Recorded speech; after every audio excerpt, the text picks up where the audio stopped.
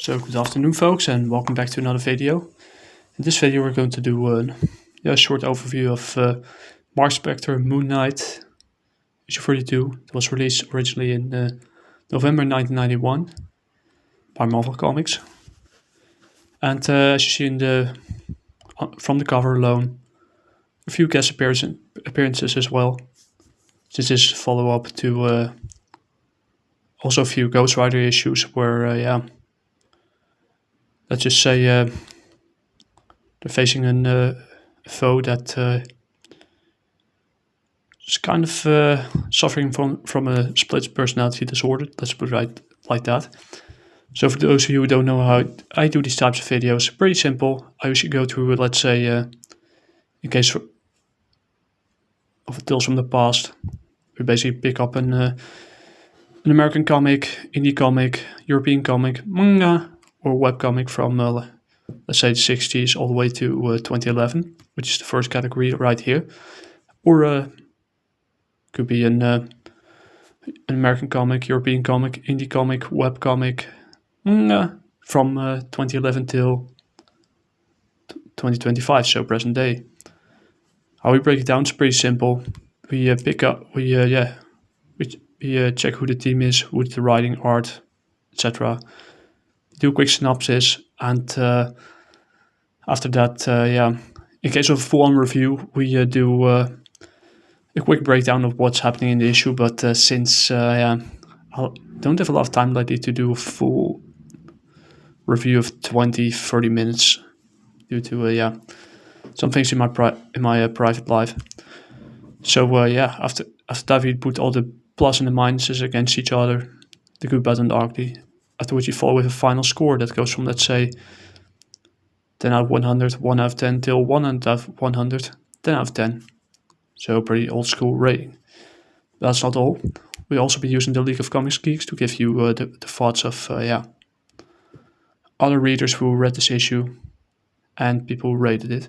Of course, there might be some things you might disagree with me about this particular issue. If that's the case, hey, no problem, totally fine.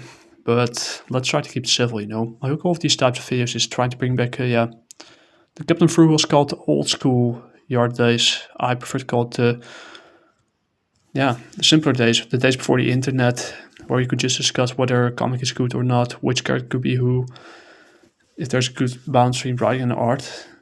And that's the discussions that I want to have.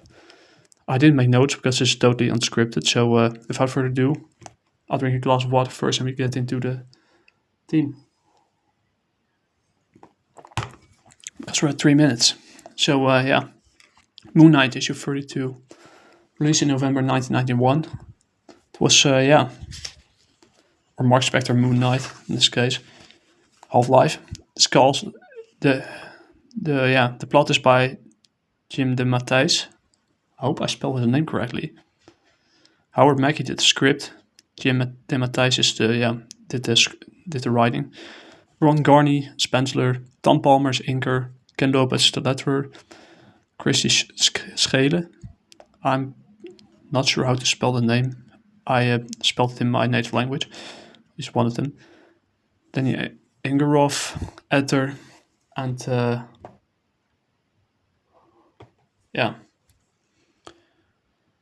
DeFalco is the editor-in-chief. And the cover is done by Ron Garney. That's what you see here. So what is all about? Well, we're getting into the synopsis right now. And this is the first appearance. Harlan Curtis is an ex-mercenary or something. But he's getting killed by a piece of a shard of glass or something from a glider by the Hobgoblin. But Hobgoblin, in this case Jason Macendale, the second Hobgoblin, is not quite acting like himself. And that goes back all the way to an issue from Spider-Man where demons attacked New York. And he had to make it, and he wanted to look for more power. He went to give a short A little spoiler for the rest of the story. This falls right in the middle of it. He asked a demon lord for more power to be his host in exchange for his soul, but the demon laughed at him. We'll get to this another time. And he banned a random demon from the depths of hell. But it totally drove him insane, and they're kind of struggling for control over the host body. So he's fighting demon within, but always wins out. So Marc needs to clear his head. So Marc Spector. And he leaves in his Angelwing. Meanwhile, Spider-Man, in his black suit, as you see right here, is looking for the Hobgoblin after hearing of his killing. So after hearing the killing of the ex-mercenary, aka Harlan Curtis. And Frenchie and Chloe are out on town when Hobgoblin shows up, when he attacks Frenchie. And Frenchie is an other guy, kind of a side character, I think. Luckily, Spider-Man shows up and saves him. A brief personality switch. Frenchie sees, so he sees Jason McCandlell's face, and he recognizes him from his mercenary days. He knows he must warn Marc, Spector, but Spidey tags along. Marc returns home and greeted by Marlene, and hears an explosion upstairs. And he discovers the Hobgoblin and to fight. But that, so the Hobgoblin is kind of struggling against the demon for control over his body. As you can see, right, this one part of it, this where it takes place. There's a lot of ads in here. See here. Not again. The pain. And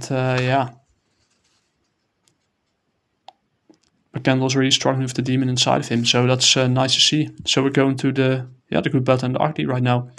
First of all, the cover is amazing. It's not like a Jim Lee cover where you can't recognize how they're drawn or anything. This is actually straight to the point.